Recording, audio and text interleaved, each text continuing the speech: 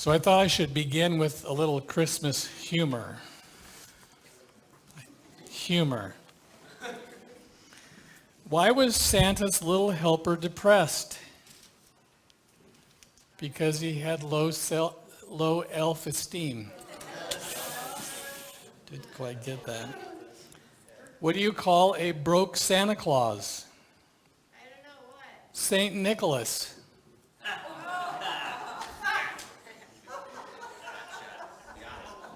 What do you call Santa's little helpers? Subordinate clauses.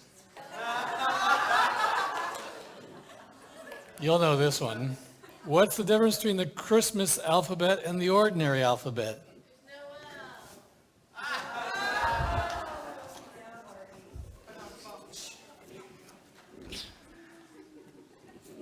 All right, well, I wanted to share with you this morning why I celebrate Christmas, why I believe in Christmas, why Christmas is important to me.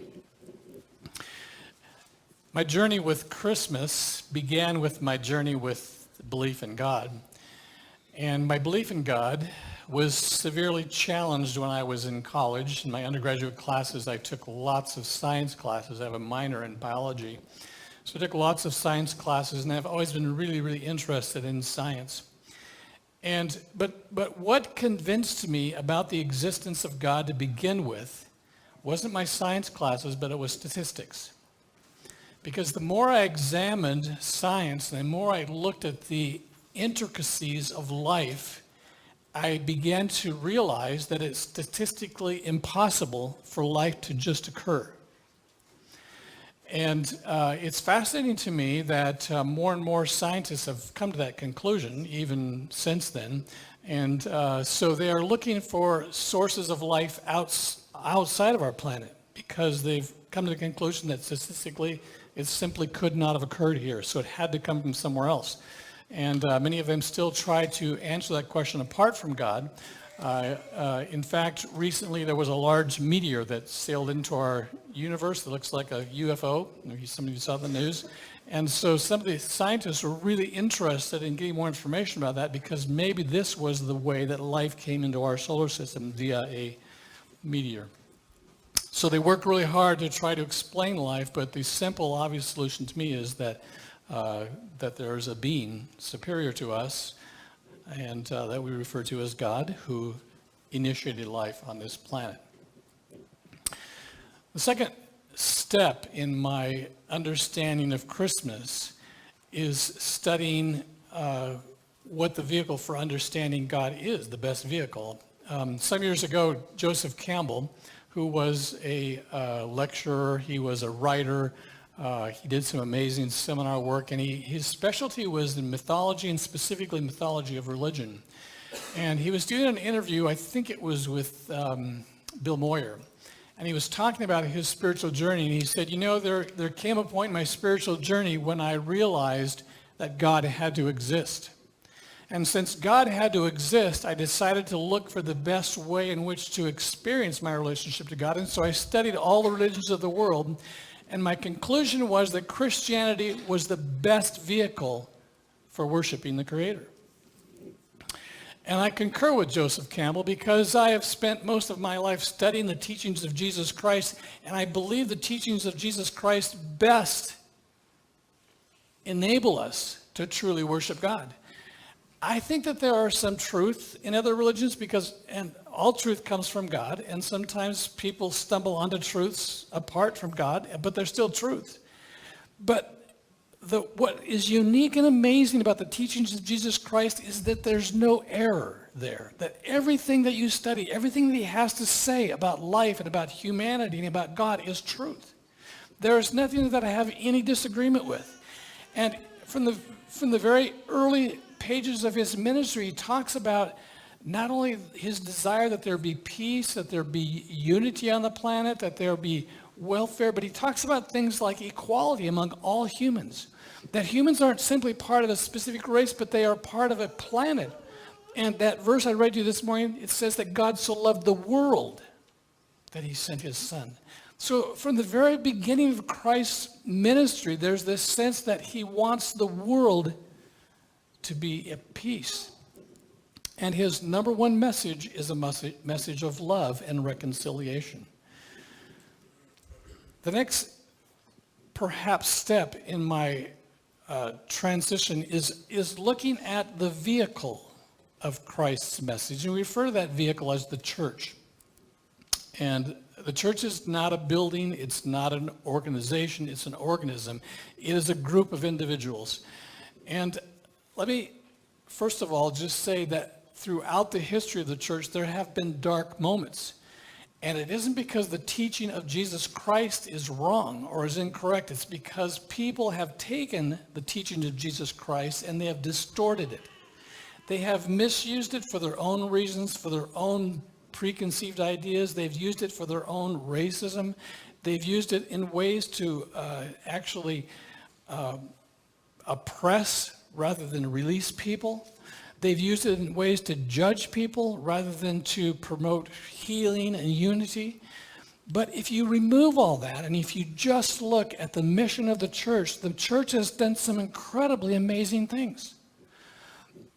The art that has come out of the church is incredible throughout its 2,000 years. The way that paintings and sculptures and music, there's just volumes and volumes of that would not exist apart from the church. The church has been sponsors of that.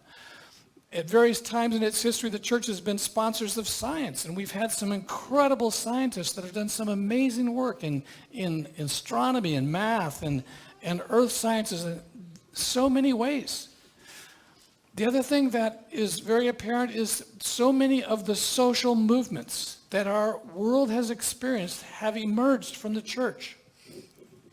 I was so impressed as I studied and learned about the events that happened in South Africa, Desmond Tutu's response.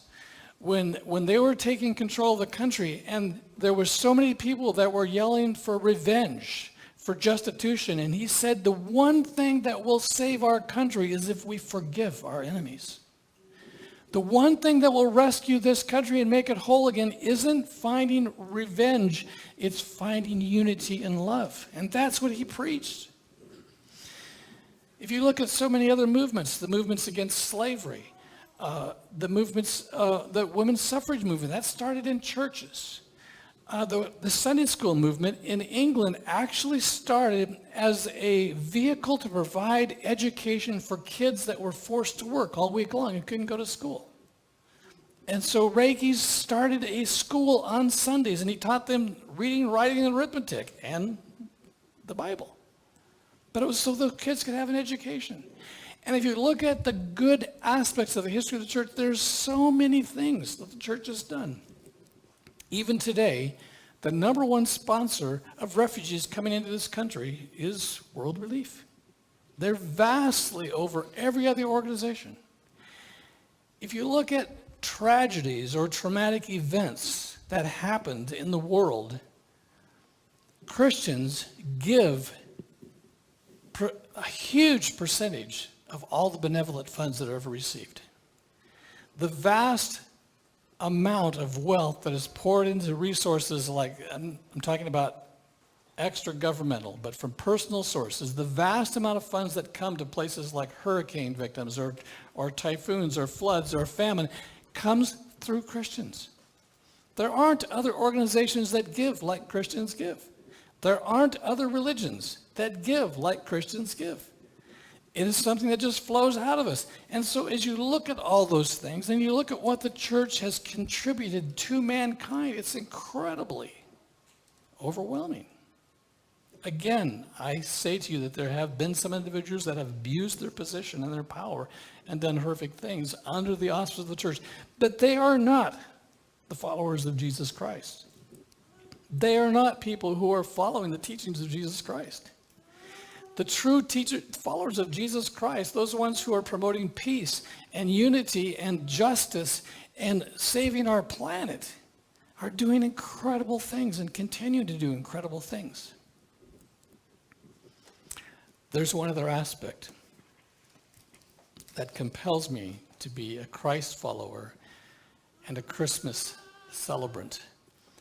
And that is that the message of Jesus Christ transforms people. You know, you can teach people to change their habits. You can teach people to give up smoking or to give up drinking or to stop erupting in anger. You can do behavior modification, but they're still the same person. But what I have found is that when the Spirit of Jesus Christ invades a person's life, it has the ability to transform that person's personality. And you become something that you are not before. Jesus said before he left this planet, he said, there's one thing I'm going to do for all of my followers from this day on. I'm going to give you my Spirit. And that access to that Spirit is an amazing, remarkable thing. Access to that Spirit gives you the ability to become something more than you are, more than you ever could be through all the teachings of psychology and knowledge and education that humans have. It gives you a power and an ability to change your life to be something better. And Jesus' entire gospel was built upon the fact that he wanted us to live life and live it to the full. He wanted us to become so completely human, to not miss anything. And this was his answer. And so he makes available to us this amazing power. And what I have discovered is that the longer that you are in communication with this incredible Spirit, you're able to converse with it and talk with it. And it is a person that you experience the love of God through and in you. And in every aspect of your life, it becomes part of who you are. So today, of all days, I invite you to consider your life. I invite you to consider the message of Christmas.